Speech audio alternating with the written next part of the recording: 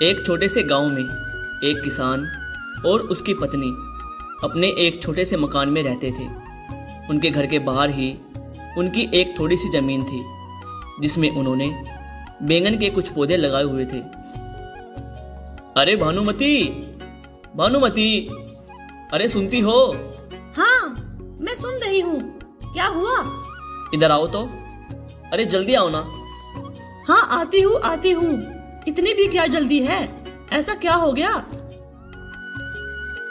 तुम बैंगन के बगीचे की अच्छे से देखभाल कर रही हो ना? इतने दिन हो गए हैं, एक भी बैंगन नहीं आया है। मैं तो रोज अच्छे से इसकी देखभाल करती हूँ, सुबह शाम रोज टाइम से पानी भी देती हूँ, लेकिन फिर भी हमें इसका फल नहीं मिल रहा है। अच्छा ठीक है, तुम अच्छे से इसकी देखभाल करना। मैं अभी खेत में जाता हूँ। अरे देखो भानुमती, हमारे बगीचे में एक बैंगन निकल आया है, लेकिन ये तो बस एक ही है। इसे क्या ही बाजार में बेचूं?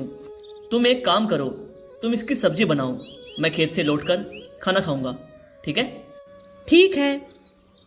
इतना कहकर किसान चला जाता है। इतनी मेहनत करके मैंने इस बगीचे को पानी दिया और बदले में मुझे बस एक बैंगन मिला। ये तो बहुत गलत बात है ना भगवान। चलो, जब तक वो खेत से काम करके वापस आए, मैं इस बैंगन की सब्जी बना लेती हूँ। धीरे धीरे काटो मुझे, धीरे धीरे काटो। अरे ये कैसी आवाज है और कहाँ से आ रही है ये आवाज? धीरे धीरे काटो मुझे, धीरे धीरे काटो। अरे ये आवाज तो इस बैंगन से आ रही है। बाप रे बाप, ये कैसे हो सकता है? मैं जल्दी से यहाँ से भाग जाती हूँ। इतना कहकर किसान की पत्नी घर से दौड़ती हुई अपने पति के पास खेत पर आ जाती है और वह अपने पति से हड़बड़ाहट में कहती है, वो बैंगन, वो बैंगन से।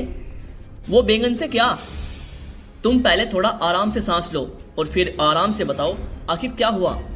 वो बैंगन से कुछ आवाज आ रहा है। क्या बात कर रही हो? ये भला कैसे हो सकता है? नहीं, मैं आपसे बिल्कुल सच कह रही हूँ। अगर आपको यकीन नहीं होता तो चलो मेरे साथ, आप खुद ही देख लो। ठीक है, चलो। इतना कहकर वो दोनों घर पर आ जाते हैं। फिर किसान अपनी पत्नी से कहता है, अब तुम इसको मेरे सामने काटो, मैं भी तो देखूं आखिर एक बैंगन कैसे बोलता है। धीरे धीरे काटो मुझे, धीरे धीरे काटो। अरे तुम तो बिल्कुल सच बोल रही थी, ये आवाज तो इस बैंगन से ही आ रही है। आवाज और बैंगन से? लेकिन धीरे से ही सही, लेकिन फिर भी तुम इस बैंगन को काटो। अब भानुमती धीरे धीरे उस बैंगन को काटती है। जब भानुमती धीरे धीरे उस बैंगन को काट रही होती है, तभी उस बैंगन से एक चमक उठती है और वहाँ पर एक छोटी लड़की प्रकट हो जाती है, जिसे देखकर वो दोनों चौंक जाते हैं। और तभी भानुमती कहती है, अरे ये क्या?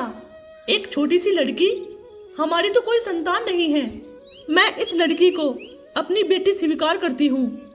बेटी तुम इस बैंगन से निकली हो, इसीलिए मैं तुम्हारा नाम बैंगनमती रखना चाहती हूँ। बैंगनमती अपनी नई माँ पाकर बहुत खुश हो जाती है और अब बैंगनमती धीरे धीरे बड़ी होने लगती है। बढ़ती उम्र के साथ साथ वो बहुत ज़्यादा सुंदर भी होती जा रही थी। एक दिन वह किसान अपने खेतों में काम कर रहा था और बैंगनमती अपने पिता के काम में हाथ बटा रही थी। और उसी समय उस राज्य का राजा अपना भेष बदलकर प्रजा का हाल जानने निकला था। जब वह उस किसान के खेत के पास से गुजर रहा था तो उसकी नज़र खूबसूरत बैंगनमती पर पड़ती है। राजा ने अपने पास से गुजर रहे एक व्यक्ति से पूछा, ये किसकी लड़की है? अरे इसी किसान की बेटी है। राजा ने अपने महल में पहुंचकर उस किसान को बुलावा भेजा। महाराज, आपने मुझे बुलाया, लेकिन मैं आपकी क्या सेवा कर सकता हूँ? जब तुम अपने खेत में काम कर रहे थे तो तुम्हारे साथ एक लड़की थी। मुझे जानना है वो लड़की कौन थी। महाराज, वो एक तरह से मेरी बेटी है और नहीं भी। इसका क्या मतलब हुआ? उसके बाद किसान ने सारी बातें राजा को साफ साफ बता दी। सारी बातें जानने के बाद राजा ने कहा, अच्छा तो ये बात थी। तो मैं बैंगनमती से शादी करके उसे इस राज्य की रानी बनाना चाहता हूँ। महाराज, आप एक मामूली से किसान की बेटी से शादी करेंगे? हाँ, बिल्कुल करेंगे। हम उसकी सुंदरता पर मोहित हो गए हैं। किसान बहुत खुश हो गया। उसने घर जाकर अपनी पत्नी को सारी बातें बताई। सारी बातें सुनकर उसकी पत्नी भी बहुत खुश हो जाती है और कुछ ही दिनों बाद राजा के साथ बैंगनमती का विवाह हो जाता है। अपनी बेटी की शादी के बाद वह किसान और उसकी पत्नी दुखी रहने लगे। और इधर जब नई बहू ने महल में प्रवेश किया तो सभी ने उनका आदर से, सम्मान से, प्यार से स्वागत किया। राजा ने अपनी नई पत्नी का नाम बैंगन सुंदरी रखा। नई रानी को देखकर बड़ी रानी भी कहने लगी, तुम कितनी सुंदर हो छोटी बहन। कुछ दिन ऐसे ही बीत गए। महल के सभी लोग नई रानी की सुंदरता और स्वभाव की तारीफ करने लगे, जिसे देखकर बड़ी रानी छोटी रानी से जलने लगी। इस छोटे से किसान की बेटी ने ना जाने कहां से आकर सबका ध्यान अपनी ओर खींच लिया। मुझे तो अब कोई पूछता भी नहीं है। एक दिन की बात है, बड़ी रानी ने बैंगन सुंदरी से पूछा, छोटी रानी, तुम्हारी जान कहाँ पर है? अरे छोटी बहन, जान और कहाँ पर होगी? जान तो मेरे दिल में ही है। ये नहीं हो सकता, तुम तो इंसान के पेट से पैदा ही नहीं हुई, इसीलिए तुम्हारी जान शरीर के अंदर नहीं हो सकती। जरूर वो कहीं और पर रखी है। बड़ी बहन, तुम्हें यह बात मालूम करने की क्या आवश्यकता है?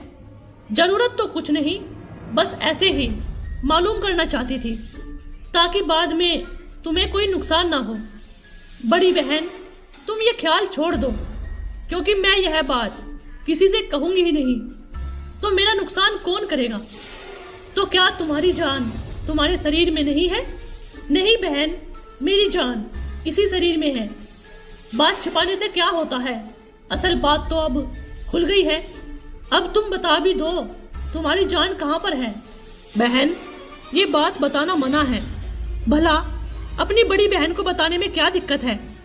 नहीं बहन, सगे घर वालों को भी यह बात बताने की इजाजत नहीं है। छोटी रानी ने कुछ नहीं बताया, लेकिन बड़ी रानी ने भी पूछना नहीं छोड़ा। खाते पीते, उठते बैठते, सोते जागते वह बैंगन सुंदरी से बस एक ही बात पूछती रहती कि आखिर उसकी जान कहाँ पर रखी है। इसी तरह एक साल बीत गया। दिन रात बस एक ही सवाल सुनते सुनते बेचारी छोटी रानी परेशान हो गई। आखिर तंग आकर एक दिन उसने कह दिया, अच्छा बहन, मैं आपको किसी दिन सब कुछ बता दूंगी। बैंगन सुंदरी, याद रखना, तुमने वादा किया है, रानी होकर झूठ मत बोलना। मैंने ये बिना सोचे समझे क्या कह डाला। अब तो मुझे ये बात बड़ी रानी को बतानी ही पड़ेगी कि मेरी जान किस चीज में है। अगर नहीं बताऊंगी तो झूठी बनूंगी। अब मैं क्या करूं? फिर छोटी रानी राजा के पास गई और उनसे बोली, महाराज, अगर मैं मर जाऊं तो मेरी लाश को जला मत देना। चुप रहो रानी साहिबा, ऐसी बात अपनी जुबान से निकालना भी मत। नहीं महाराज, मेरी सारी बातें सुन लीजिए।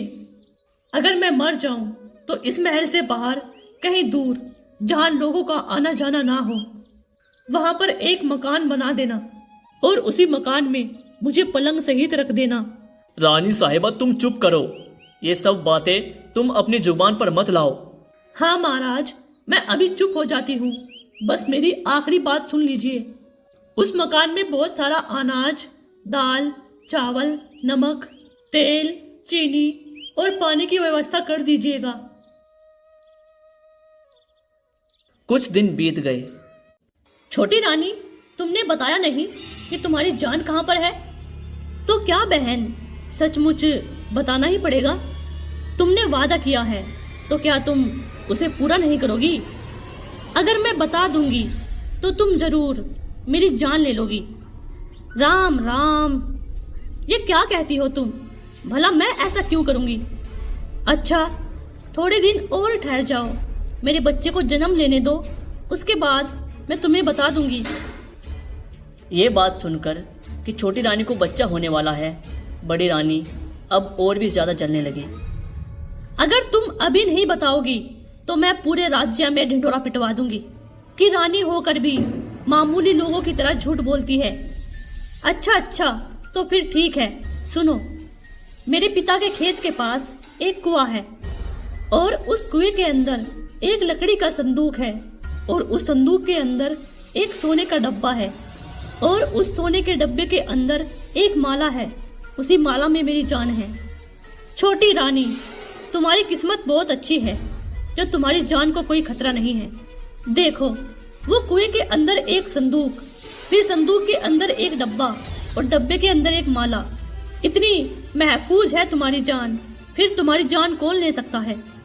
और दूसरी तरफ हम लोगों की जान देखो कितनी सस्ती है कि जरा गला दबाया नहीं, जान निकल गई। खैर, तुम सही सलामत रहो। इतना कहकर बड़ी रानी वहाँ से चली गई।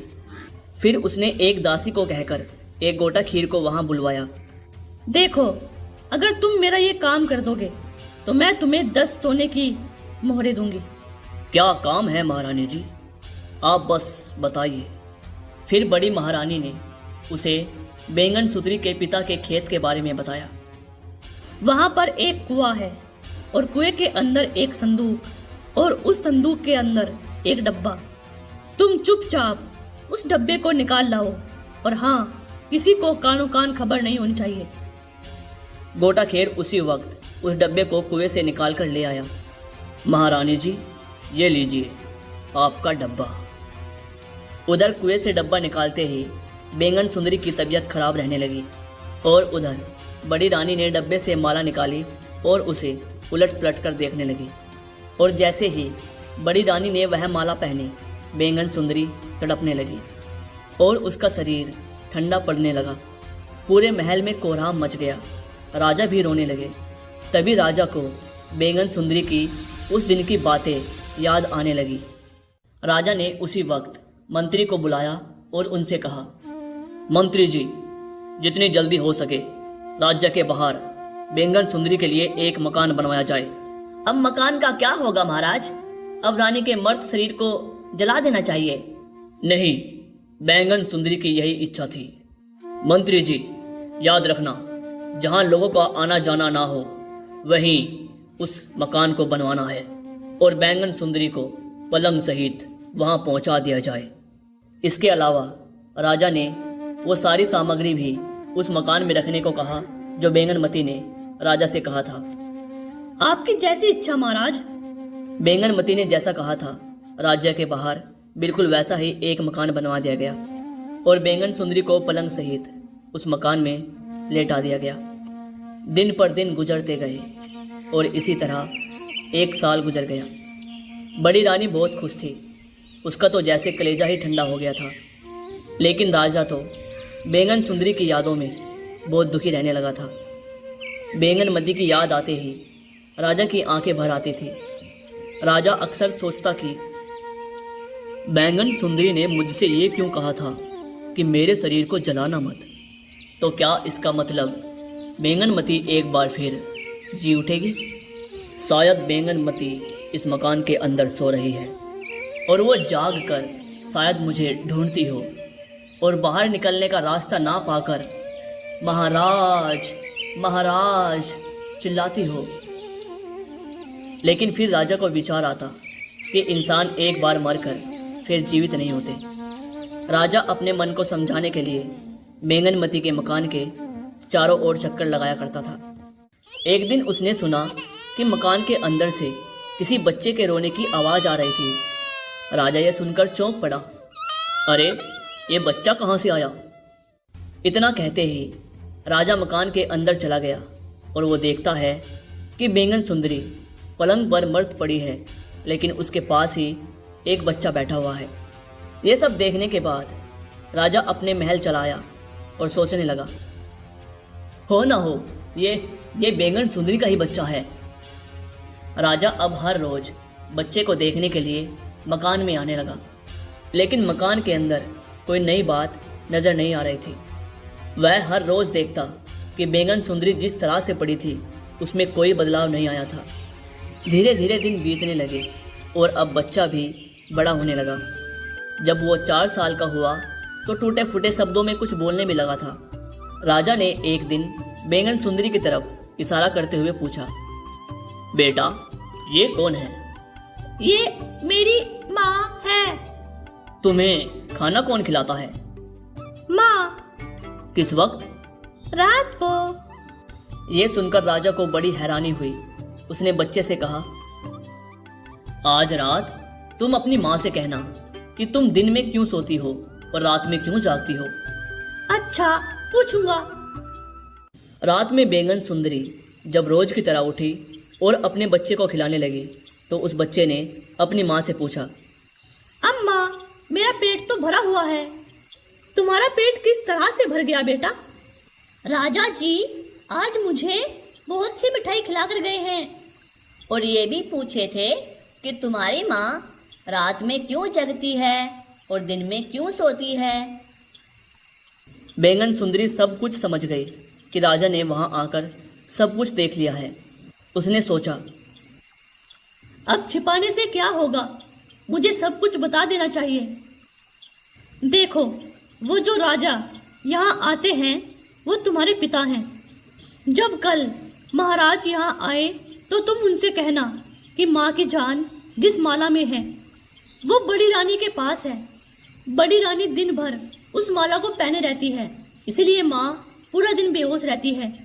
और जब रात को सोते वक्त बड़ी रानी उस माला को उतार देती है तो माँ उस वक्त जाग उठती है। फिर वो पलंग से उठकर नहाती धोती है और मुझे खाना खिलाती है।